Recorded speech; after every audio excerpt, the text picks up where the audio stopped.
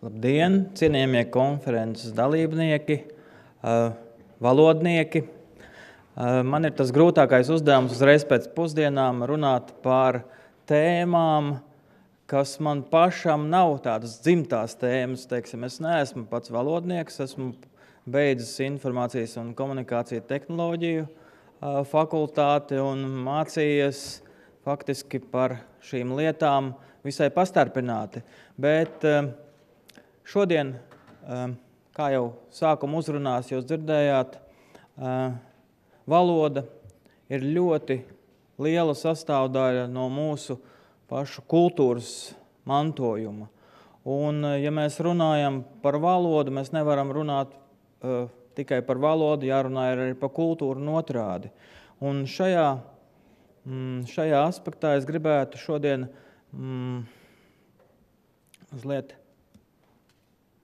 parunāt par šīm tēmām, kas ir ļoti saistītas un reizē arī atsevišķas. Un savā prezentācijā es mēģināšu īsi pastāstīt, ko nozīmē kultūras informācijas sistēmas Latvijā. Tālāk mazliet parunāt par valodu tehnoloģiju problēmām šajā sfērā un varbūt noslēgumā par šo Latvijas iniciatīvu Valodu krasts. Ja runājam par valsts aģentūru kultūras informācijas sistēmas, tātad mēs esam kultūras ministrijas pāraudzībā esoša valsts iestāde, un mūsu darbības mērķis ir nodrošināt bibliotekas, arhīvus un muzejos uzkrātās informācijas, teiksim, pieejamību visiem Latvijas iedzīvotājiem un sabiedrībai. Tas tiek realizēts veidojot ļoti daudzus Latvijas līmeņu un starptautiskos projektu sadarbības. Ja runājam par galvenajiem mūsu projektiem, par kuriem spriež pēc mūsu darbiem, faktiski viens no galvenajiem mums ir bijusi vienotā biblioteka informācijas sistēma. Tās ietvaros jau kopš 2005. Varbūt pat agrāk gadiem Latvijas biblioteku sistēmas, gan publiskās, gan akadēmiskās bibliotekas, tika iespējami aprīkots gan ar infrastruktūru, gan ar internetu infrastruktūru, dažādiem tehnoloģiskiem risinājumiem, kas ļāva šobrīd runāt par to, ka Latvijas publisko biblioteku sistēma šobrīd ir viena no labākajām Eiropā, ja ne pat labākā. Tas, protams, ir atkal pateicoties ārvalstu finansējumam, ne tikai Latvijas valsts atbalstam. Un šis trešā tēva dēla projekts, kas tika finansēts no Billa un Melinda Gates fonda, kas ir Amerikas fonds, bija ļoti liels grūdienis tieši īstajā laikā Latvijas bibliotekām. Tādi paši projekti šobrīd tiek realizēti arī mūsu kaimiņu valstī Lietuvā. Tāds pats projekts tiek realizēts arī vairākās Austrumeiropas valstīs, gan Moldovā, gan Ukrainā, gan Polijā, gan Rumānijā. Un mēs bijām pirmā valsts ārpus Amerikas Savienotajām valstīm, kura šāda veida finansējums un šis grants tika piešķirts. Un mēs šo projektu joprojām turpinām. Vairs varbūt ne tādā aspektā, ka veidojot infrastruktūru, veidojot kaut kādas paliekošas lietas, bet mēs šobrīd ļoti lielu uzmanību pievēršam un fonds pievērš tam, ka gan iedzīvotāju apmācībai, gan bibliotekāru pašapmācībai ar nemitīgi mainošo tehnoloģiju, teiksim, rīkiem strādāt. Ļoti svarīgi tāpat ir mūsu darbošanās sistēma, ir kultūras pārvaldības sistēma, kuras sastāvā ir arī digitālā kultūras karte. Ļoti svarīga kultūras mantojuma sastāvdaļa ir arī Nacionālais muzeja krājuma kopkatalogs. Un tāpat ļoti aktīvs darbs norit pie arhīva vienotās informācijas pārvaldības sistēmas.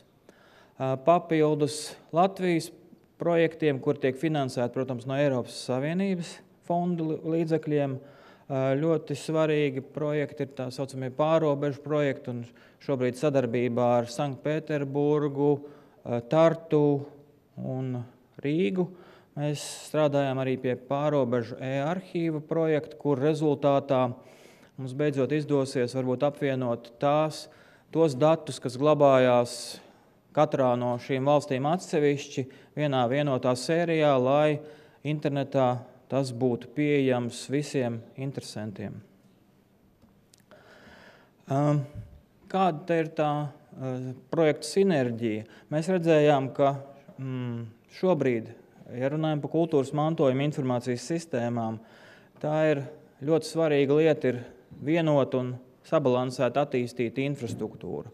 Bez infrastruktūras tomēr, lai kā arī mums gribētos, mēs nevaram nodrošināt ne pieejamību šiem kultūras mantojuma resursiem, ne varam nodrošināt, to, ka šie resursi tiek tālāk attīstīti, tālāk, finansēti, un cilvēkiem viņi ir pieejami dažādiem mērķiem. Vienota procesa pārvaldība, vienota izpratne par kultūras informācijas sabiedrisko nozīmīgumu, un arī šī vienotā pieeja informācijas resursiem un kultūras mantojumam ir ļoti svarīgs šajā posmā. Šeit var redzēt tādu mazu slaidu, kurā var redzēt apmēram kādā veidā izskatās vienotā kultūras informācijas sistēmas, tāda struktūra. Ja runājam par to, kas tad ir šīs publisko biblioteku infrastruktūras viens no galvenajiem posmiem, tad kopš 2007. gada visās Latvijas publiskajās bibliotekās, 874 bibliotekās, ir pieejama atbilstoša infrastruktūra, lai kultūras mantojumam svarīgākās, lietas vismaz bibliotekās būtu pieejams Latvijā. Diemžēl ir daudz un dažādi šķēršļi, gan mākslīgi, gan dabiski šķēršļi, lai kultūras mantojums tomēr nenonāktu līdz katram iedzīvotājam. Un mēs jau vairākus gadu, es teiktu, desmitus pat cīnāmies ar to, lai šī informācija digitalizētā, lai viņa arī nonāktu līdz katram iedzīvotājam, lai būtu saglabātas visas autortiesības, lai būtu atrisināts šie jautājumi, un tas ir diezgan grūts darbs, jāsaka. Bet infrastruktūra šobrīd ir. Biblioteka tīklā ir pieejami tādi unikāli resursi kā Latvijas visas filmas. Tad viņas ir pieejamas tikai un vienīgi biblioteka vienotajā tīklā, bet nav pieejams, brīvā internetā. Šobrīd nākošie projekti, pie kuriem mēs strādājam, tas ir Latvijas radio un televīzijas arhīva digitalizācijas projekts, kurā apmēram, ja nemaldos, 4000–5000 stundu video materiālu un apmēram tikpat daudz audio materiāla nonāks iedzīvotāju rīcībā un varēs tikt izmantot. Protams, šeit pat atkal ir jācīnās ar šīm autortiesību jautājumiem, un tie jākārto ne tikai Latvijas valsts līmenī, bet visā Eiropā kopumā. Ja runājam tieši par šīs dienas tēmu, par valodu tehnoloģijām, tad mēs redzējām, ka šis digitalizētais mantojums, informācijas sistēma un atbilstoši infrastruktūras attīstības līmenis var kalpot kā papildus priekšnoteikums jaunu aktivitāšu realizācijai tieši valodas tehnoloģiju jomā. Tas, ka valodu tehnoloģijas ir ļoti svarīgs punkts, par to liecina daudz un dažādi fakti, sākot no tā, ka šīs tehnoloģijas plaši ienāk ikdienā katram no mums, mūsu telefonos, datoros un tā tālāk. Par to, ka šī tēma ir ļoti svarīga, liecina arī šī lielā tehnoloģiskā plaisa, par kuru šodien jau runāju, starp lielajām un mazajām valodām. Un ļoti svarīgi uzsvērt to, ka valodu tehnoloģiju jomā ir milzīga interese arī šiem lielajiem milžiem, jau šeit pieminētajiem Google, Microsoft un citiem, par tādu iespējami labāku, iespējami dabiskāku šo valodas un satura apstrādes, šo tehnoloģiju pielietojumu ikdienas dzīvē, lai iedzīvotājiem tomēr būtu ērti, patīkami, saprotami šie teksti, kas šobrīd tiek gan mašīnu tulkošanas rezultātā radīti, gan citu tehnoloģiju, tehnisko rīku dzīvē radīti. Un, ja runājam par tādu skaistu jēdzienu, jeb iniciatīvu, kur mēs esam nosaukuši par valodu krastu, kopš 2009. gada tā bija tāda Latvijas valsts aizsākta, varbūt skaista ideja par to, ka Latvijā varētu būt šis valodu krasts. Krasts, kurā dzimst jaunas tehnoloģijas, krasts, kurā var palīdzēt šīm tehnoloģijām varbūt iegūt citādāku skatījumu, nekā tas bijis līdz šim. Un mēs redzējām, ka šī iniciatīva un šis projektu kopums varētu radīt šo dzīves telpu latviešu valodai tieši digitālajā vidē. Un ļoti svarīgs, protams, jau šeit pieminētā tā sinerģija un sadarbība starp zinātniekiem, uzņēmējiem un attiecīgajām valsts institūcijām. Mums joprojām ir neapmierinoša šī situācija ar tieši kvalitatīvu latviešu valodas izmantošanas iespējām digitālajā vidē. Šodien nākot uz pasākumu, savā mobilajā telefonā saņēmu kārtējo paziņojumu par to, ka esmu laimējis $160 miljonus.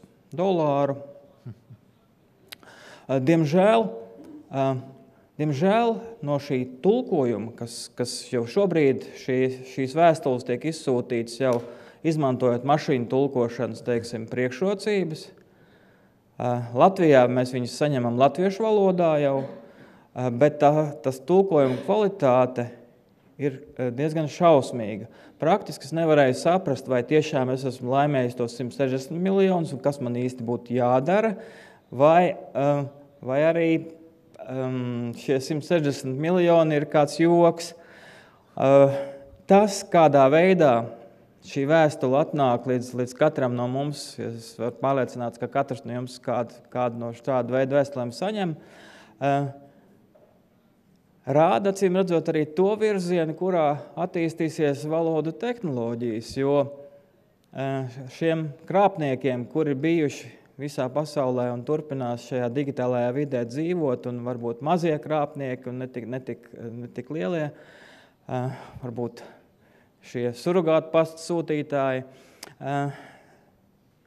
viņi arī sāk pārliecināties par to, ka tāda veida tulkojumu saņemot, cilvēks uzreiz zina, ka tas ir surogātu pasts. Un nemaz nemēģinās šos 160 miljonus kaut kā atdabūt un mēģināt ar tiem kaut kā operēt. Un ja valodu tulkošanas tehnoloģiju tā kvalitāte tieši tajās mazajās valodās būs tāda, tas varbūt ir šobrīd tas pozitīvais, kad es ceru, ka Latvijas iedzīvotāji saņemot šādas vēstules tomēr neuzķersies un nenodarbosies ar to tālāk šī surogāta pasta, nepieciešamajām darbībām. Valodu krasts, šī iniciatīva bija iecerēta un arī šobrīd ir iecerēta kā Latvijas koordinēta šī starptautiskā sadarbība. Mēs redzējām, ka šim valodu krastam varētu būt gan Latvijas, gan reģionālais, gan Eiropas Savienības līmenis. Šeit mēs redzējām, ka ir iespējams konsolidēt dažādas resursus un aktivitātes. Mēs redzējām, ka ir nepieciešams šis sadarbības tīkls speciālistiem, tieši pētniecības un attīstības jaudu tādai kritiskai masai. Un Latvijai mēs paredzējām arī šo lomu, jeb līderību mazo valodu tehnoloģijās. Un, ja runājam pavisam par konkrētiem soļiem, tad Latvijā ir izveidot šī augsta līmeņa vadības grupa kultūras ministras vadībā. Tāpat ministra kabinetā ir akceptēts šis informatīvais ziņojums par to, kādas varētu būt turpmākās aktivitātes šajā iniciatīvu kopumā. Un jāsaka tomēr, ka ir šai iniciatīvai Latvijā atbalsts visaugstākajā līmenī. Protams, jāsaprot, ka tas nav projekts. Protams, jāsaprot, ka tas nav finansējums kaut kādām ilgtermiņa attīstībai, bet tā ir iniciatīva, kuras rezultātā šim finansējumam būtu jārodās gan no lielajiem šiem spēlētājiem, gan no Eiropas Savienības fondiem un citiem iespējamiem resursiem. Bet ja šādas iniciatīvas nebūtu, tad mums būtu varbūt grūtāk par šo lietu arī runāt un domāt. Un ja runājam par konkrētajām aktivitātēm, kas Latvijā ir radušās, tad ir ekonomikas ministrijas paspārnē veidot šīs IT, jeb kompetenču centru programma. Uzreiz jāsaka, ka šobrīd viņi ir tādā jocīgā stāvoklī un varbūt viņi stāv uz vietas, bet gan jau viņi atjaunosies. Ir visi solījumi no ekonomikas ministrijas puses, ka šī programma turpinās darboties. Un šīs programmas viens no tādiem stūrakmeņiem bija IT kompetences centrs. Tur šie kompetences centri bija vairākās jomās. Viņi bija, manuprāt, 6 kompetences centri vispār. Un šis IT kompetences centrs izvēlējās 2 darbības virzienus. Un viens no svarīgākajiem un viens no galvenajiem šiem kompetences centra darbības virzieniem bija šīs valodu tehnoloģijas. Un šie uzņēmēji, kas šeit ir pieminēti, gan Biomehānikas un Fizikālo pētījumu institūts, gan Tilde, gan Datorzinību centrs, gan vēl citi privātie uzņēmēji, gan zinātniskie partneri, šeit pieminētās universitātes, Ventspils augstskola un sadarbības partneris Nacionālā biblioteka, ir ļoti lielās cerībās, ka tomēr šī kompetences centru programma turpināsies. It sevišķi, ja šī centra darbībā bija paredzēti šādi svarīgi tādi projekti, tās ir mašīnu tulkošanas attīstības projekti dažādām valodām, balss apstrādes tehnoloģija attīstības projekti, valodas tehnoloģija mobilajās ierīcēs, mākoņu datošanā vai skaitļošanā, teksta semantiskā analīze, un šeit bija tā sinerģija ar kultūras un atmiņas institūcijās uzkrāto digitālo mantojumu, tas bija nestrukturētās informācijas apstrāde šajā jomā. Tāpat ļoti svarīga loma šajā IT kompetences centrā būtu tam, ka rezultātā mēs redzējām, ka tiktu bagātināta šī kultūras telpa, šī identitāte tiktu saglabāta, un reizē tomēr šīs mantojums varētu nonākt arī līdz citām nācijām un citām kopienām un uzsverot šo unikalitāti un dažādību. Protams, runājot par izglītības jomu, mēs redzam, ka šis kompetences centrs varētu radīt pievilcīgāku un šo mācību saturu, un šim saturam būtu jābūt vairāk vai mazāk personalizētam. Katram pēc vajadzības un spējām, protams, šo saturu iespējami pielāgojot.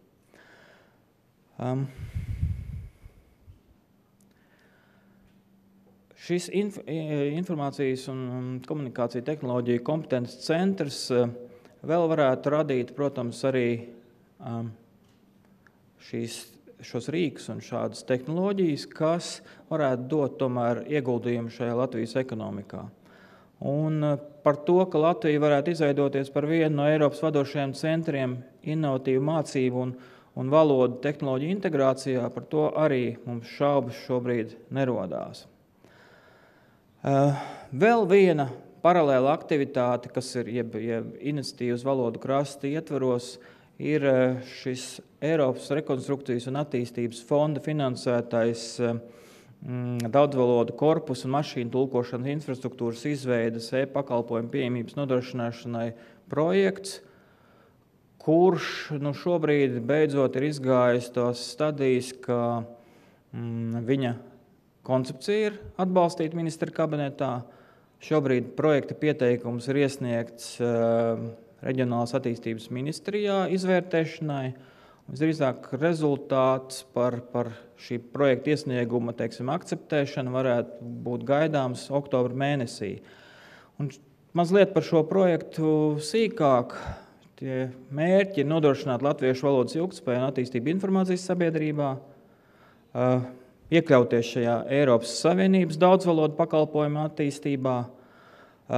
Ļoti svarīgs mērķis attiecībā tieši pret šo programmu, kurā šis projekts ir pieteikts. Tad tā nav valodniecības attīstības vai valodas vai kultūras programma, tā ir informācijas un komunikāciju tehnoloģija attīstības programma, kura saistīta vienīgi ar jaunu e-pakalpojumu rašanos un e-pārvaldes jomā. Un tāpēc mēs redzējām, ka šis projekts varētu arī palīdzēt nodrošināt ar šo e-pakalpojumu izmantošanu un šo tehnoloģiju izmantošanu tieši e-pakalpojumos daudzās valodās, ieskaitot krievu valodu, ieskaitot angļu valodu. Šobrīdējās problēmas, kāpēc mēs vispār ar šādu projektu sākām sadarboties un interesēties, faktiski šī e-pārvaldes vajadzībām latviešu angļu šis blue koeficients ir 33% aptuveni, un šī kvalitāte nav īsti apmierinoša. Mēs redzējām, ka šai tulkošanas veidam caur angļu valodu ir arī viena ļoti liela problēma. Faktiski mēs varam vienkārši ikdienas dzīvē pārtulkot no latviešu uz krievu valodu, taču, ja tiek tulkot caur angļu valodu, kā dara visi lielie tulkotāji, tad mums tas rezultāts parādās daudz sliktāks nekā teorētiski un praktiski tas varētu būt ikdienā. Protams, ir ļoti svarīga šī konfidencialitāte, par kur jau šeit arī šodien tika pieminēts. Kādi būs uzdevumi? Tad liela apjoma paralēlais korpus, liels apjoms šeit, manuprāt, ja pareizi atceros, tie bija 25 miljoni paralēlo korpusu teikumu. Liela apjoma multilingvālais korpus tāpat. Un šie tulkošanas tie virzieni šobrīd latviešu angļu, latviešu krievu, angļu latviešu. Un arī infrastruktūra tur mazliet tiek izveidota. Par risinājumiem, kā mēs šajā projektā redzam turpmāk, kādi varētu būt risinājumi. Tātad šie tulkošanas rīki ir jāpielāgo konkrētajam tulkošanas virzienam un galvenokārt e-pārvaldes specifikai. Un šai specifikā ir diezgan liela problemātika Latvijā bijusi līdz šim. Par tiem ieguvumiem varam runāt daudz un plaši, bet mēs redzējām, ka šī e-pakalpojuma pieejamība tad visām Latvijā dzīvojošajām iedzīvotāju grupām būtu ļoti svarīga lieta. Mēs vārdos vienmēr deklarējam, ka šī e-pārvalde ir ļoti svarīga, bet reāli, kad viņi jāievieš, tad nevaram atteikties ne no papīra dokumentiem, ne no daudzām lietām. Un tiešām mēs redzējām, ka šī mašīna tulkošana varētu daudzās lietās arī palīdzēt šī e-pārvaldes attīstībai. Noslēgumā, ko es gribētu vēlreiz piezīmēt, tad šis valodu krasts, tā ir iniciatīva nākotnē. Tas nav projekts, vēlreiz atgādinu, tāds tieši ar finansu avotiem un skaidru, rīcības plānu, bet tā ir iniciatīva. Izdošanās nosacījums, lai šī iniciatīva Latvijā izdotos, tā ir šī daudzpusējā sadarbība starp zinātniekiem, uzņēmējiem, valsts institūcijām. Mēs redzam, ka Latvijā ir visi priekšnoteikumi, lai šeit izveidotos pasaules līmeņa, es šeit nosaucu mazo valodu tehnoloģiju attīstības centrs Eiropā. Lai mums visiem izdodās.